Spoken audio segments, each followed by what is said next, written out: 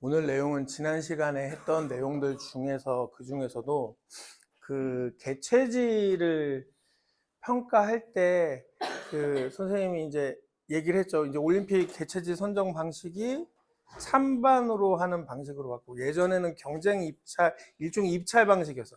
경쟁을 해서 비딩 방식으로 제안서를 가지고 그 중에 투표를 해서 1등을 뽑는다라고 했는데, 이제는 여러 후보 도시들이 각각이 원하는 연도의 올림픽을 신청을 하면 거기에 맞춰서 진행을 하고, 그리고 같은 해당 연도가 같은 시간에 일시에 여러 후보 도시들이 제안을 하고 싶다라고 하면 여러 도시들을 한 번에 그 IOC의 미래 전략위원회가 함께 평가를 하고 도와주다가 그 중에 가장 가능성이 높은 도시를 먼저 정한 다음에 이 도시를 할 겁니까 말 겁니까만 찬반을 선택하게 된다고 그랬어요. 그러면서 더욱 중요시 되는 것이 여기 밑에 간단하게 키워드를 써놨지만, 환경적인 것에 대한 그 경제적 여러 가지 지속 가능성, 그 다음에 그 지정학적인 지리적인 문제, 그 다음에 뭐 기후 관련된 것들, 그 다음에 이제 스포츠의 인권에 대한 것들, 그 다음에 거버넌스와 투명성, 경제성 등에 대해서 크게 이 세 범주로 나눠서 평가를 하게 되고, 여기에서 좀 더 효과적이고 효율적인 제안서를 준비된 곳이 찬반 투표에 들어간다고 했습니다. 그래서 그 내용들이 무엇인지 평가 기준들을 조금 더 심층적으로 오늘은 얘기를 할 텐데요.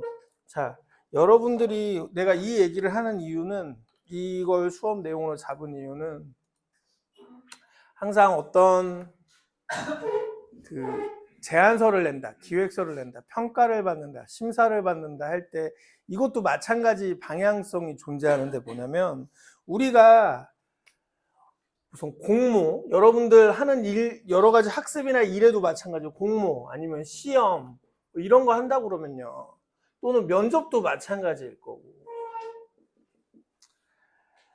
자격 대상이나 지원 조건이 있다면 그 다음에 평가 방법이 존재해요. 그런데 객관식으로 답을 골라내는 선다형 문제를 푸는 게 아니고, 당연히 정량 지표가 존재하겠지만 정성적 지표가 포함된 상태에서의 정량 지표예요. 그러면 제일 중요한 건요, 내가 얼마나 평가를 잘 받을까, 내가 아는 게 많을까, 뭐 얼마나 내가 전문성이 높을까, 그게 문제가 아니고, 이 평가 방법에 따른 평가 지표, 즉 평가위원들이 어떻게 점수를 평점하게 되어 있나를 아는 게 제일 중요해요. 자, 그러면 이런 기획서나 제안서를 만들 때도 이 평가를 나누어서 어떤 부분은 몇 점, 어떤 부분은 몇 점, 이런 식으로 평가를 하게 되는데, 그 평가 요소의 지표를 잘 알아야지만 성공하는 게 80%예요. 여러분들 시험도 마찬가지, 나중에 뭐 직장의 취업 시험도 마찬가지고요. 내가 잘 아는 건 그냥 기본 베이스고요. 제일 중요한 건 평가에서 평가 지표나 평가 방법으로 활용되는 게 뭔지를 알고 거기에 맞추어서 준비하는 게 되게 중요해요. 자, IOC가 괜히 이런 걸 만들까? 아니, 객관화시키기 위해서 평가 방법을 만들어 놓은 거예요. 근데 그냥 우리가 잘합니다, 우리가 뛰어납니다, 우리가 돈이 많아요 라는 것으로 평가하던 완전하게 100%, 200% 정치적 시대는 지나갔다는 거예요. 대중들을 설득해야 되고, 대중들을 최대한 그 많은 사람들을 설득시키기 위해서 최대한 객관화되어야 되고, 그 객관화 방법을 지표로서 투명하게 보여주는 게 우선이야. 그래서 이런 식의 평가 프레임을 만듭니다. 그리고 그 지표에 따라서 우리가 어떤 걸 물어보고 어떤 걸 확인해야 되는지 지표가 존재하는데, 여기에 얼마나 부합하지? 아, 요거 10점 만점 중에 한 8점 줘야겠네. 20점 만점 중에 10점 줘야겠네. 이렇게 돼 있어요. 그러면 제안서를 내고 여기에 지원하는 입장에선 내가 잘하는 걸 포장할 때 어떤 방식으로 포장해야 되냐? 예쁘게가 아니고 이 평가 프레임워크에 맞게 포장해야 돼요. 내가 가진 걸 이 프레임워크에 맞게 하나하나 끼워 맞추는 거야. 왜? 저 프레임워크마다의 배점이 존재하니까. 여러분들이 어디 취업이나 아니면 여기 그 포스터 같은 거 많이 붙어 있어서 뭐 누구 뽑습니다, 뭐 합니다 이런 거 있을 때요. 그냥 내가 잘합니다 자기소개서에다가 열심히 쓰는 것도 중요해요. 근데 자기소개서의 점수는 100점 만점 중에 5점, 10점일 거예요. 그럼 나머지 90점은 그냥 내가 잘하는 것만 얘기할 거야? 아니, 그 항상 어떤 시험이든 간에 평가 방법과 평가 지표를 잘 보고 거기에 내 내용을 씌워 넣는 게 되게 중요해요. 그래야지만 평가자들은 본인들 평가자의 입장에서도 본인들도 평가할 때 실수 안 하고 평가를 최대한 객관화시키기 위해서 그 지표에 맞추어서 내용을 살펴보거든. 근데 그런 내용에 그런 평가 지표에 맞추어서 내용이 쓰여져 있지 않으면 평가할 수가 없지. 어떤 게 더 올바른 건지 내가 스스로 주관적 판단을 할 수 있다 한들 그 점수를 줬을 때 다른 평가자들과의 형평성이라는 거라던가 타당성이라던가 신뢰도 확보가 안 되기 때문에 아예 그 부분은 제하고 들어가요. 그래서 평가 프레임워크를 이해하는 게 되게 중요합니다. 지금도 전주가 36년 올림픽 준비를 위해서 굉장히 열심히 뛰는데요. 거기서 뛰는 방법은 정성적인 거야. IOC 위원을 컨택하고 투표권을 가진 나라들을 컨택하는 건 정성적인 거예요. 근데 제안서를 만들 때에는 이 프레임워크에 맞추어서 전주 지역을 포장하겠지. 그냥 우리가 전주가 한국의 K컬처가 전 세계 글로벌 시장에서 유행하고 있는데 전주는 그 중에서도 한국의 전통과 현대가 다 어우러져 있는 최고의 도시입니다 라고 하는 건 그냥 포장일 뿐이에요. 그거에 맞추어서 무슨 내용을 할지는 이 제안서에 쓰는 평가 기준들을 맞춰야 된다는 거예요. 그래서 그걸 하나씩 보면 자, 첫 번째, 지속 가능성. 지속 가능성은 환경적인 부분의 지속 가능성. 자, 그 다음에 그 환경 중에서 시설에 관한 지속 가능성.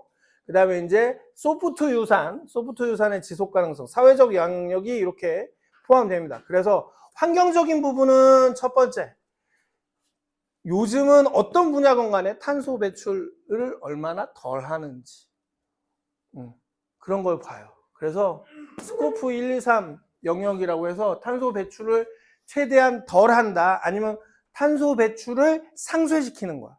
우리 학교도 지금 요번에 그 공사하면서 모니터 바꿨던데 여기 교수 연구동 니은자 짧은 쪽에서 긴 쪽으로 넘어올 때 1층에 그 굴다리 같이 생긴 데 보면 모니터가 새로 생겼어요. 그 위에 옥상에서 그 태양열 발전해서 전기 얼마나 아껴 쓰고 있는지. 근데 그게 뭐야? 우리가 쓴 만큼 생산한다는 거야. 최대한. 그런 걸 보여주려고 하는 거거든요. 그런 것들. 그래서 배출량 감축 의무가 어느 정도. 그다음에 그리고 상쇄. 썼으면 만들어내는 건 어떻게 할 건지. 그러니까 태양열을 쓴다 아니면은 탄소를 배출하지 않거나 탄소를 굳이 배출하면서 생산하지 않은 친환경 연료를 갖다가 이용하면 또 그런 것도 상쇄 전략. 그리고 뭐 재활용은 어떻게 하는지. 요 크게는 탄소 중립을 넘어서 지향이라는 이런 키워드를 그 캐치플레이즈를 가지고 배출량 감축 의무, 그다음에 상쇄 전략, 순환경제, 재활용 전략은 어떻게 되는지를 확인합니다.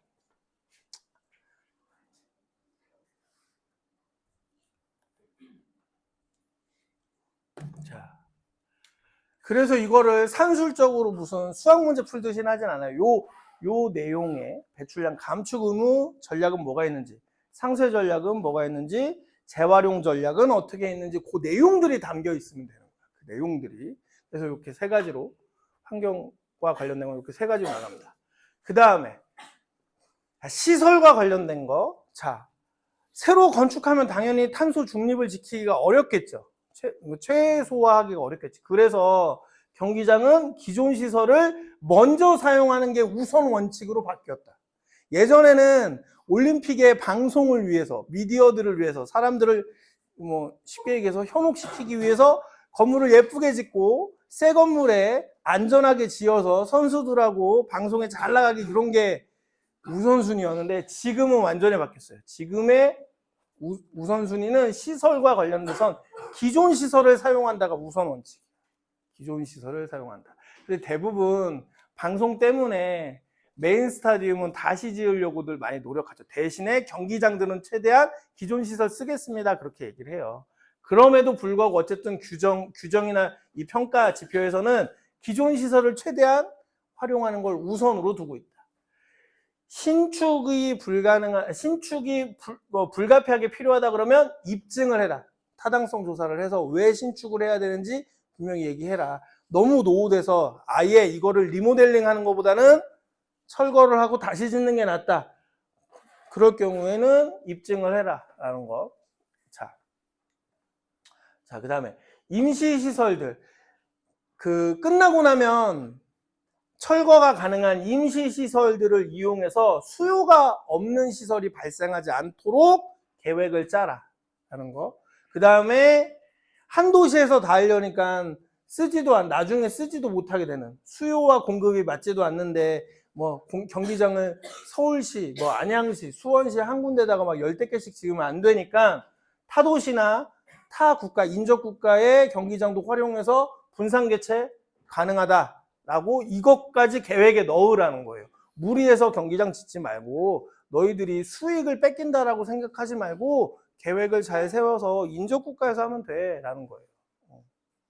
우리나라 같은 경우 인접 국가, 중국의 이쪽, 중국에서의 동쪽이겠죠. 그러니까 서해바다 건너쪽, 그리고 일본 충분히 가능해요. 우리나라도 만약에 특정 종목들은 우리나라랑 잘 어울리지 않아서 못한다 그러면 타국에서 할 수 있어요. 만약에 서핑 같은 경우 올림픽에 기준하는 파도가 우리나라에 없다. 서핑을 생활체육 정도로는 즐길 수 있으나 전문 선수급으로 경기를 할 정도가 안 된다 그러면 그런 파도가 있는 일본 반대편 가서 하면 되는 거예요. 그렇게 충분히 할 수 있다는 거야. 근데 보통은 왜 그렇게 못하느냐, 타국까지는 못 연결하느냐, 문제가 비용 때문이겠지. 수익.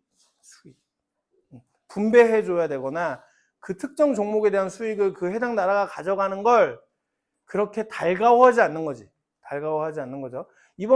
지난번에도 프랑스 파리 올림픽 때도 서핑은 다른 나라에서 했어요. 프랑스에서 안 하고 저 대서양 건너편에 다른 나라에서 했어요. 그렇게 하는 거야. 그렇게 하는 것이 분산 개최 허용이 그 범위까지 가능해졌다라는 거예요. 가능해졌다. 자, 그리고 분산 개최에 대해서 굉장히 신경 쓰는 IOC의 그 이유가 있어요. 왜냐? 지난 시간에 얘기했는데 올림픽을 할 수 있는 경제력과 문화 수준을 가지고 있는 국가들이 이제 전 세계에 몇 군데 안 남았어요. 그러면 한 나라에서 한 도시에서 하는 것보다는 올림픽을 아직 열지 않았던 국가들이 인정국가끼리 모여서 하나 하는 것도 좋겠죠.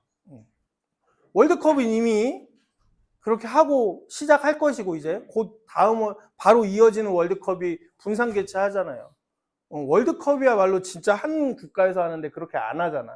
우리나라 같은 경우야 그때 당시에 그냥 정치적 이유로 공동 개최했을 뿐이고. 자, 그 다음에 도시 인프라. 자, 교통망, 스마트시티. 이것을 예쁘게 만드는 거 좋다. 최대한 잘 만드는 거 좋아. 더 해도 돼. 더 건설해도 되는데 반드시 영구적으로 계속 사용할 수 있어야 된다는 전제 조건이 붙어요. 그리고 이렇게 확충할 때 이유는 분명히 차후에 해당 국가의 경제 산업 발전에 도움이 되어야 되고 반드시 필요가 있을 때만 해라. 지금 우리나라도 평창 동계올림픽 하려고 고속철도 놓고 고속도로 새로 놓는 바람에 그 돈만 해도 몇십조가 들었어요. 그거는 올림픽하고 관계가 있을 뿐 그걸 올림픽을 통해서 다시 벌어들이지 못해요. 근데 그런 걸 최대한 지양하지만 경제산업 발전이나 아니면 기술의 발전에 의해서 도로를 바꿔야 된다? 그렇게 하라는 거예요. 그렇게 할 수 있다 까지는 허락을 해주고 있어요, 도시 인프라는. 그래서 여기서 중요한 건 이렇게 도시 인프라들을 만들더라도 효율성이 높은 경우에 제안서에 넣어서 강조하는 건 문제 없다라고 보는 거예요. 단순하게 우리가 뭐 그 선수들 공항에서 내려서 경기장까지 선수촌까지 1시간에 이동시키겠다, 그래서 고속도로를 직선으로 새로 깔겠다, 이런 건 인정하지 않겠다. 경제산업적으로 같이 발전할 수 있는 효율성이 담보되었을 때는 도시 인프라 연계하고 새로 건설하는 거 도와주겠다. 그리고 인정하겠다. 그 다음에 사회적 영향력에 미치는 것들을 고려해서 이제 소프트 유산이라고 이름을 붙이는데요. 자, 스포츠 다 올림픽 하고 나서 아니면 올림픽을 준비하면서 올림픽과 관계된 캠페인들과 함께 스포츠 참여는 어디까지? 자, 너네 이거 전문 체육만 하려고, 자, 우리나라를 제외하면 사실 전문 체육과 생활 체육이 구분되는 나라는 아시아 계열의 몇몇 나라 빼고는 사실 별로 없어요.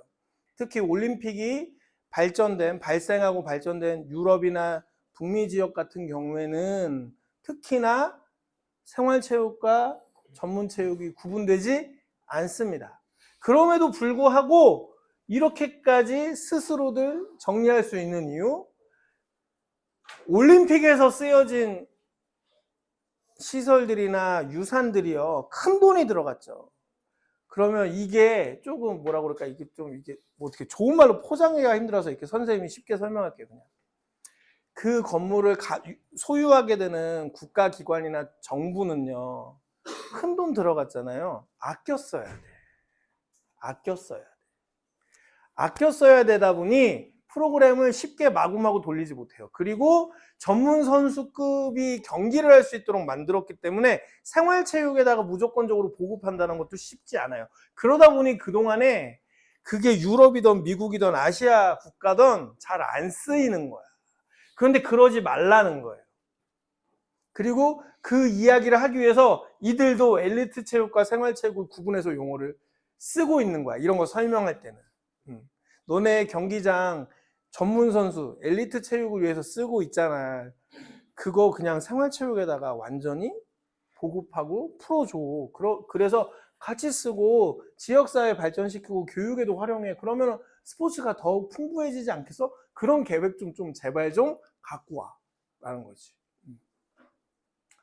그 다음에 자, 이렇게 쓰는 것도 중요하지만 그걸 어떻게 쓰는 게 좋은 건지를 계속해서 발전시킬 수 있는 사람도 중요해. 그래서 인적 자본 육성하는 방법. 올림픽을 진행할 때는 자원봉사자, 또는 그거를 준비하고 끝나고 나서 계속 영구적으로 사용하기 위해서, 지속적으로 사용하기 위해서 스포츠 행정 전문가 양성 등등. 최근 정책들이 항상 어디서 좋은 정책이 하나 개발되면요, 그걸 여러 나라나 여러 발달이 잘 된 도시들의 행정가들이 빠르게 그걸 흡수해서 이용하거든요. 근데 우리나라도 행정이 바뀌고 있어. 예전에는 우리나라도 하드웨어에 집착했어요. 그리고 우리가 가지려는 지식 재산권 등 원천 기술 이런 거에 집중했거든요. 근데 요즘은 요거에 이 전문가 양성에 집중해요. 자, 이걸 한다면 이거 해서 돈 벌고 수익 내고 성과 내는 걸로 끝나지 말고, 여기서 이걸 한 다음에 이곳을 이용할 수 있고 이곳에서 더욱더 양성될 수 있는 그 다음 세대, 양성할 수 있는 후속 세대는 어떻게 키워낼 건지도 한번 얘기하면 안 되겠니? 라고 요구를 해요. 여러분들 같으면 만약에 대학원에 들어온다, 취업을 한다 그러면 면접에서 이런 게 생긴 거예요. 뭐냐?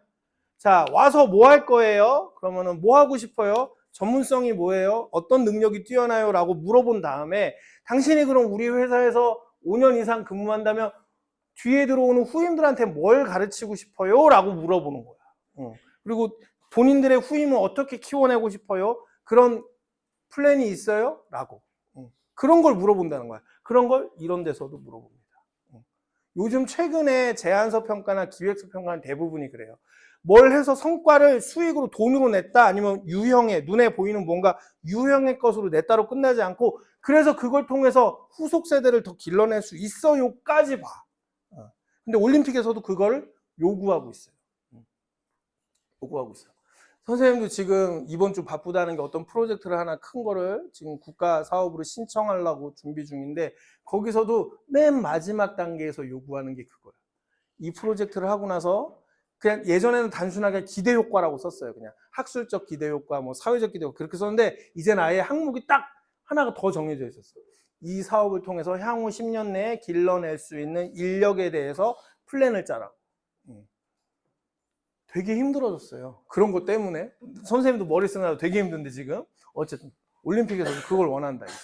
단순하게 올림픽 한 번 하고 돈 벌고 끝나는 게 아니고 그래서 후속 세대한테 어떤 영향력을 줄 건데 라는 거예요. 그걸 이제 소프트 유산이라는 말로.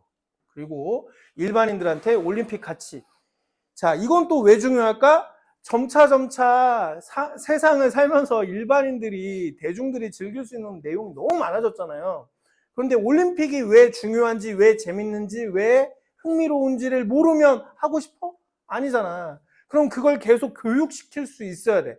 올림픽이 최소한 재미는 없더라도 올림픽이 존재함으로써 인류에 기여할 수 있다라는 지식 정도는 알려줘야지만 관심을 가지는 사람이 50억, 60억 인구 중에 5억이라도 생길 거 아니에요.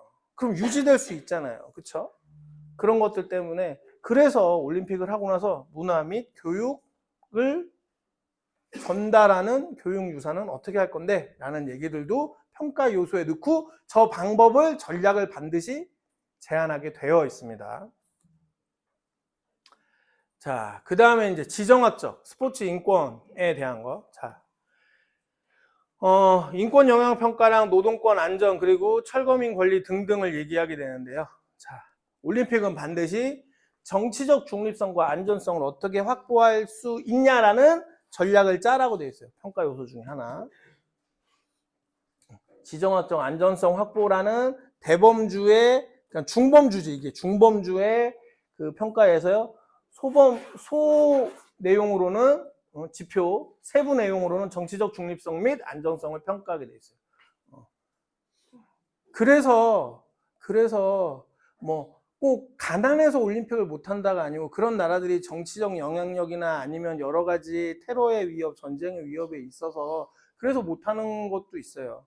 분산교체하면 그 경제력이 약한 소규모의 나라들이 모여서 하면 충분히 할 수 있는데 거기에서 못하는 이유? 이런 문제들이지. 언제든지 사고가 날 수 있으니까. 그리고 대테러 및 치안, 그리고 이런 것들을 중앙정부가 반드시 보증할 수 있고 있어야 하고 정부가 보증서를 발행하게 해야 돼요. 그것도 평가 요소에 들어갑니다. 그 다음에 이제 주민의 지지율하고 거버넌스. 자, 주민 지지. 필수 요건으로 바꿨어요. 이게 IOC의 그 미래유치위원회에서 직접 여론조사를 합니다. 여론조사.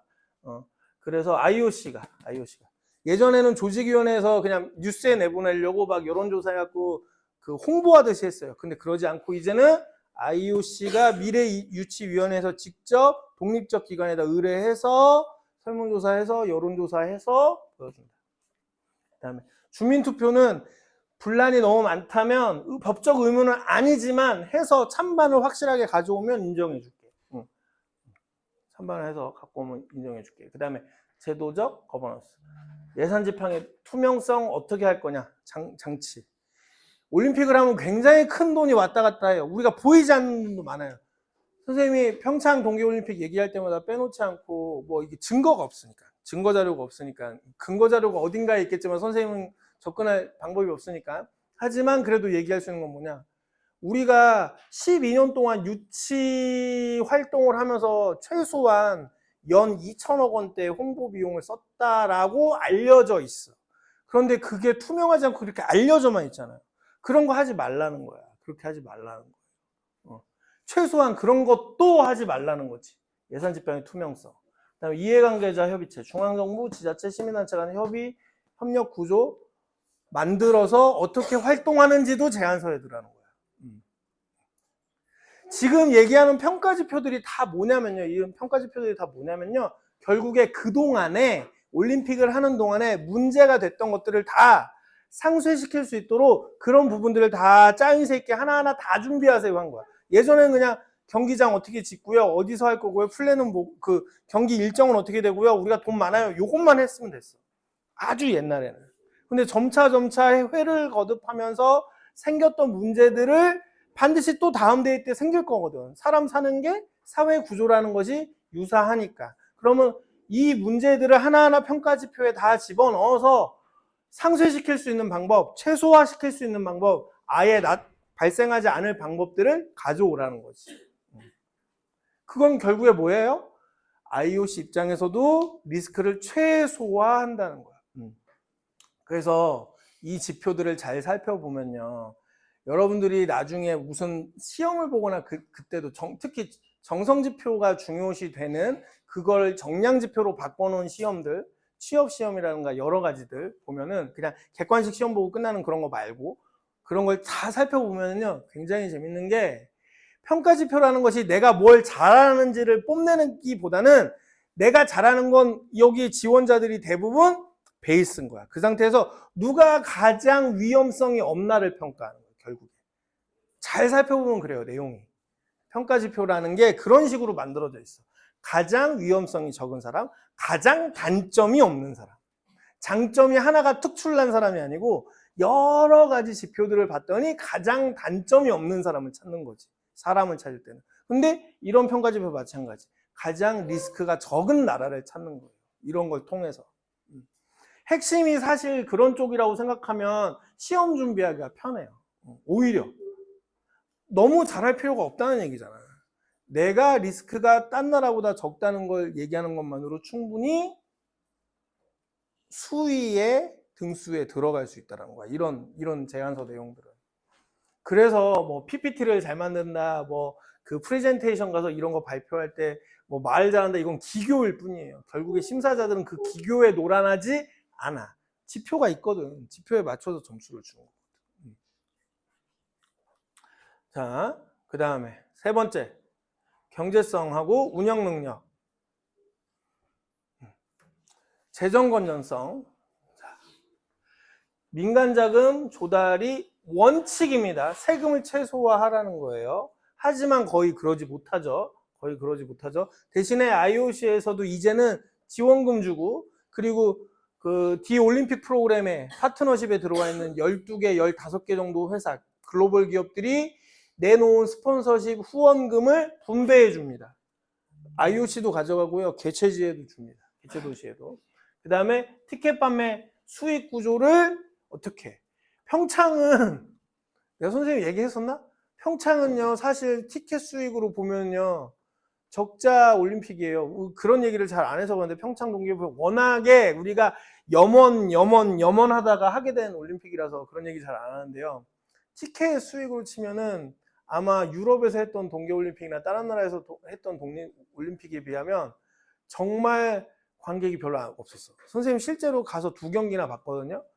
2경기나 봤고 선생님이 내가 인지력이 있는 정상적인 젊은 나이에 볼 수 있는 올림픽 중에 몇 안 되는 거라고 생각을 해서 평창 동계올림픽 3개월 전에 일부러 사람들이 많이 올 거라고 나도 예측을 하고 우리나라에서 하니까 그래서 비싼 돈 주고 아주 가운데 자리에 비싼 비용을 주고 샀어요. 갔더니 텅텅 비어 있었어.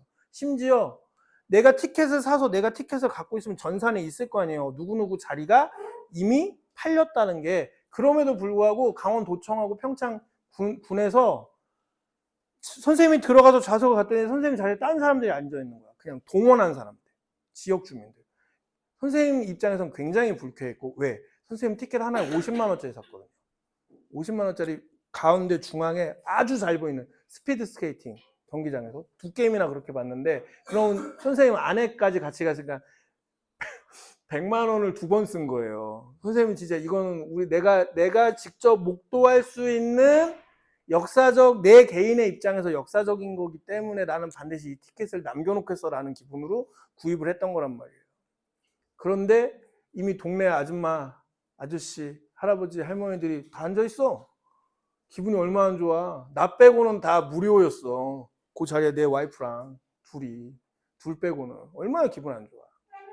그래서 선생님이 운영요원 불러서 이건 아니다. 이게 얼마짜리인데 그 얘기를 하고 몇몇이 나가더라고요. 그리고 나서 이 자리는 로얄석이니까 이 일반 무료로 입장하신 분들 들어오면 안 될 것 같다고 몇 자리 아니었어요. 그 30석 정도 되는 자리에서 한가운데 딱 진짜. 근데 이제 아주 연세가 많아서 거동이 조금 힘들거나 그러신 분들 남겨놓고 좀 젊은 분들 다 빼고 그랬거든요. 선생님 진짜 기분이 말 그대로 더러웠거든요. 50만 원짜리 티켓을 2번이나 샀어요. 그것을 와이프랑 하면 200만 원을 썼단 말이에요, 선생님이. 자, 그런데 그렇게 수익이 잘 안 날 때, 올림픽 중에서도 수익이 안 나는 경우들이 있어요. 그럼에도 불구하고 IOC가 많이 가져가요. 생각보다 많이 가져갑니다. 그래서 그런 것들도 어떻게 해서 수익을 잘 낼 것이며 그걸 어떻게 분배할 것이냐에 대한 것들. 그래서 그렇게 모이는 예산은 또 어떻게 쓸 건데라는 거. 그 다음에 자, 공공자금이 결국에 투입된다 그러면 올림픽과의 정합성, 그러니까 올림픽과의 그 연계성이 얼마나 중요한가를 설명하라 이거예요. 도로 논다, 공항 새로 짓는다 할 수 있는데 올림픽과의 관계성을 명확히 설명해라. 우리로 예로 들자면 만약에 인천공항에서 강원도까지 너무 가기 힘들어. 생각보다 시간이 걸리고 도로가 고속도로를 논다 한다 하나밖에 없어. 그래서 강원도에 국제공항 하나 놓을게요. 연계할 수 있도록. 갈아타고 올 수 있도록 국제공항 하나 놓을 테니 그거 허락해 주세요. 라고 하는 거죠. 그래서 그런 도시개발하고의 부합성을 반드시 설명해라. 그리고 그게 중앙정부 돈이 아니고 민관 협력 사업으로 함께 할 수 있도록 중앙정부 돈, 즉 세금을 최대한 쓰지 말라는 거예요. 세금 때문에 지역 주민들 반발이 너무 세거든. 그러니까 최대한 세금이 안 들어가는 형태로 만들어봐 하지만 세금이 안 들어갈 리가 있나. 그거는 어쩔 수 없어. 이런 것까지 IOC가 다 관계할 수는 없어요. 다만 가이드라인을 저렇게 정해준 거야. 최소화. 어쩔 수 없이 국가 돈이 많이 들어가는 건 있을 수밖에 없는 일이라지만. 그 다음에 재정보증. 자, 그래서 돈이 많이 들어가다 보면 니네 분명히 나중에 일개 도시 하나의 돈으로는 못할 게 뻔해서 나중에 넘어질 거니까 그런 일이 만약이라도 벌어진다면 중앙정부가 재정보증을 한다고 확인서 받아와 라고 하는 거야. 실제로 동계올림픽은 특히나 취소한 국가들이 꽤나 많이 등장하고 있어요. 2000년대 이후에 한다고 했다가 포기가 다반사로 일어나고 있거든. 특히나. 왜? 동계올림픽은 경기장이 매우 비싸요. 다 인공으로 무언가를 만들어야 되잖아. 빙판도 만들어야 되죠. 썰메탈 파이프라인도 만들어야 되죠. 그래서 일반적인 경기장보다 오히려 규모 대비해서 비싸. 경기장이. 규모 대비해서 굉장히 비싸요. 그러다 보니 동계올림픽은 더더욱이나 그래요. 그래서 적자 발생 시 책임의 주체는 어디가 될 건지, 적자로 끝나지 않고 망한다면 어디가 돈을 더 갖다 대줄 건지 등등을 보증을 서라, 명문화해서. 그래서 이것도 일종의 계약이죠. 그러니까 IOC가 이거 좀 나쁘게 얘기하면 IOC가 책임 안 지려는 가이드라인이기도 해. 우린 열심히 너희들한테 이렇게 하라고 다 줬어. 근데 니네가 못한 거야. 라는 것도 될 수 있어요. 반대쪽에 상대 그 개체 도시의 입장에서는 그렇게 보일 수 있으나 어쨌든 이렇게 아주 타이트하게 가이드라인을 정해 놓을수록 리스크를 줄일 수 있다는 건 분명한 거야. 리스크를 줄일 수 있다는 건 분명한 사실입니다. 그 다음에 이제 운영 능력 평가에서는 숙박시설하고 교통.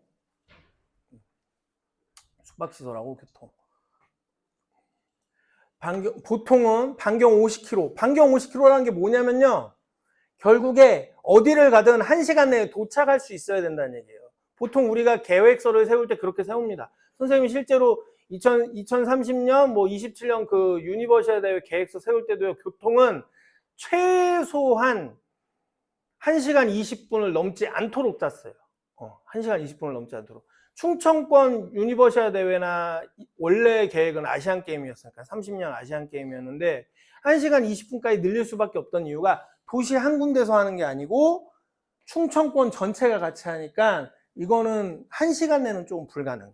대신에 그 선수촌은 분산시켜서 선수들은 각자 자기 경기장에 30분 이내에 도착 가능하게 훈련장하고 그렇게 하고 관광객들이나 관람객들이 오는 건 최대 1시간 20분 거리 내에서 해결될 수 있도록 짰거든요. 근데 그렇게 이 영향평가도 하는 거예요. 그래서 50km에 4만 실이죠, 실. 그럼 보통 2인, 올림픽 때는 다 트윈, 2인실로 운영되거든요. 보통 장사를 많이 하기 위해서. 그러면은 그 수용 인원이 4만 실이라는 건 결국에 한 5만 명에서 8만 명까지는 쉽게 숙박할 수 있도록 만들으라는 거예요. 그럼 이제 충청권 대회는 어떻게 해결하느냐? 호텔을 다시 짓기에는 돈이 너무 많이 들잖아요.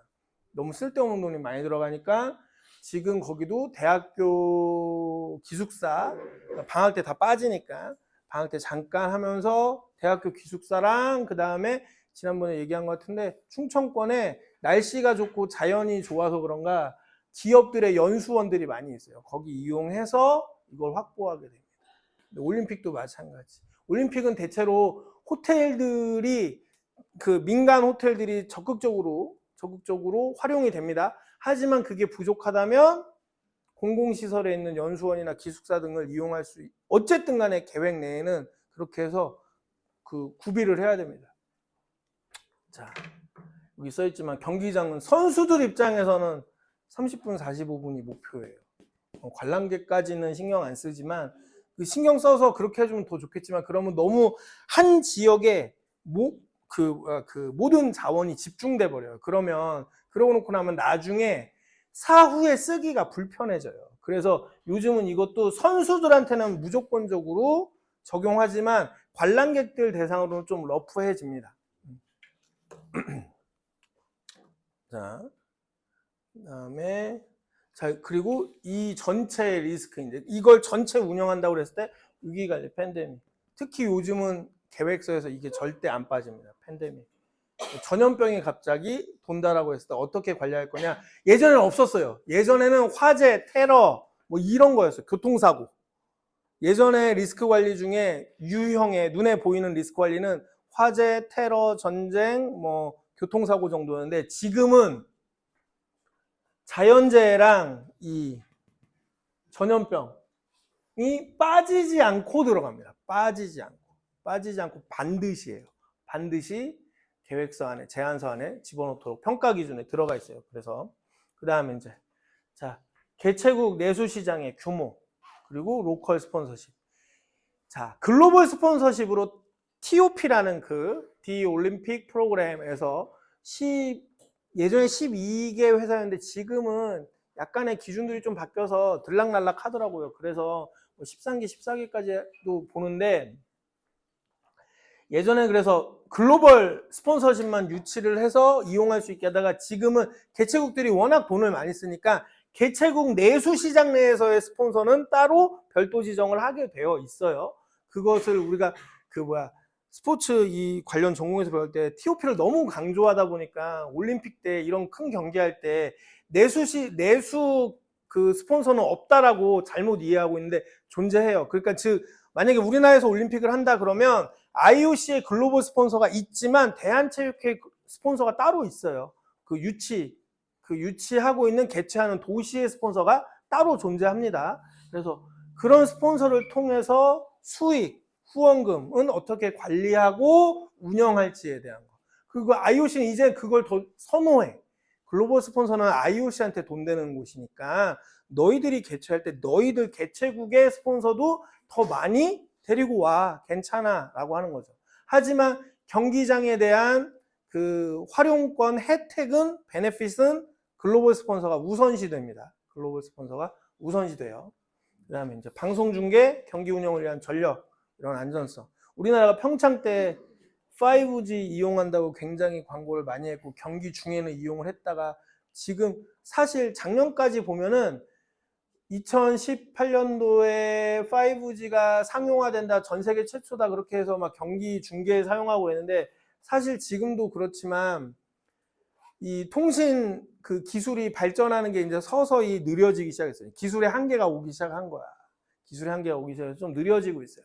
그래서 그러나 올림픽 때는 그 미디어들을 통해서 전 세계에 홍보되는 여러 가지 효과가 있어서 그 미완성이었던 기술들을 우리나라가 SK랑 KT랑 막 해갖고 막 그 알려줬거든요. 그게 왜 그랬을까를 좀 더 우리가 마케팅적으로 생각해 보자면, 그랬던 이유는 이게 홍보가 되면 우리나라 통신사가 기술을 다른 나라에 수출할 수 있거든요.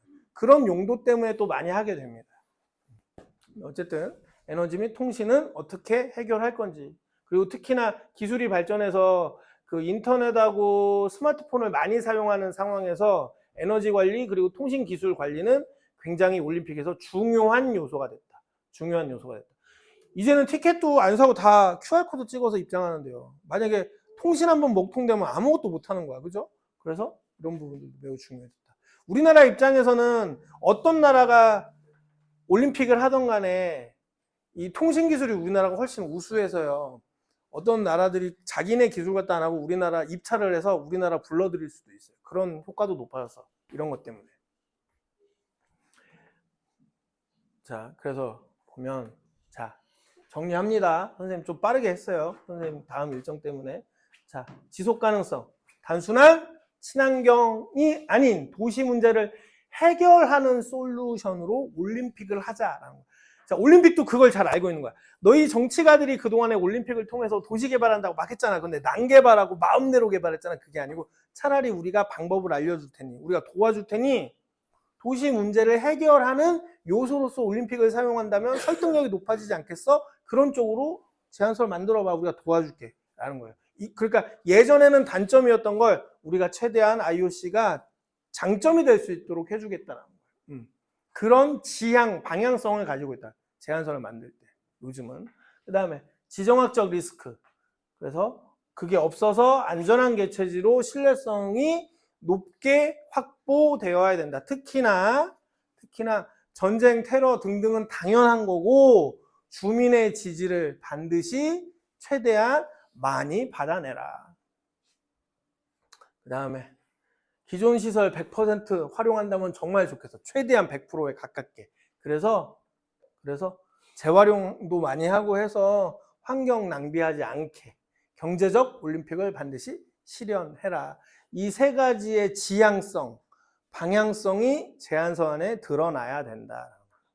자, 그래서 이런 부분에서 기술적으로는 확실히 우리나라가 항상 우위에 있어요. 항상 우위에.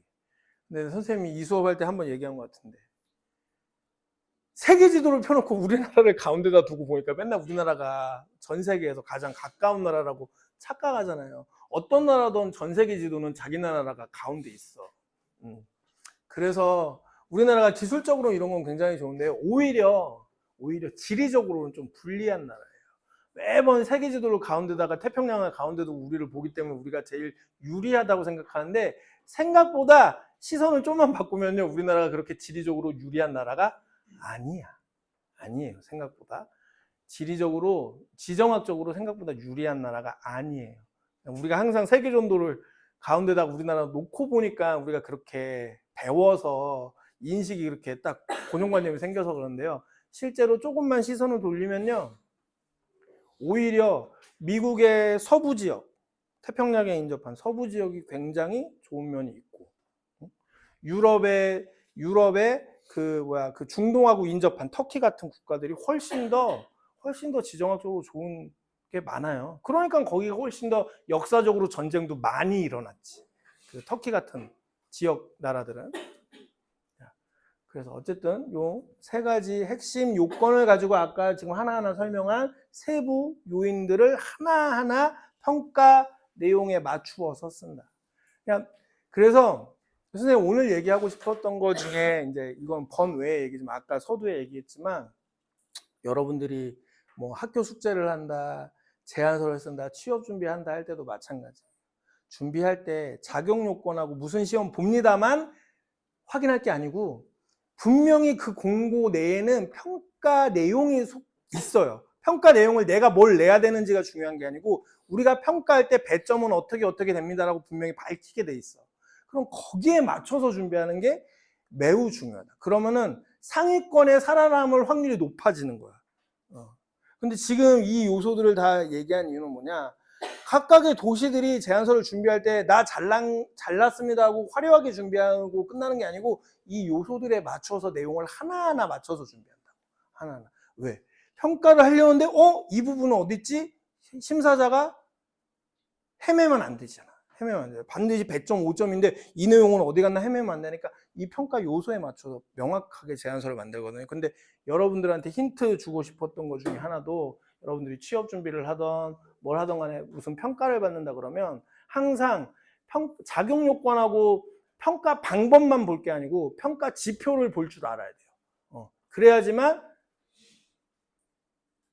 그 미스 없이 리스크를 최소화하면서 또 좋은 평가를 받을 수 있습니다. 이런 것도 한번 얘기하려고 오늘은 이 내용 하면서 일찍 단축 수업합니다. 선생님 바로 또 일정이 있어서 학교 내에서 교내에 있으니까 혹시라도 수업 내용 관련해서 물어보고 싶은 거 있는 사람은 문자 보내면 되고요. 이 클래스에 남겨도 됩니다. 알겠죠? 오늘 여기까지 합니다.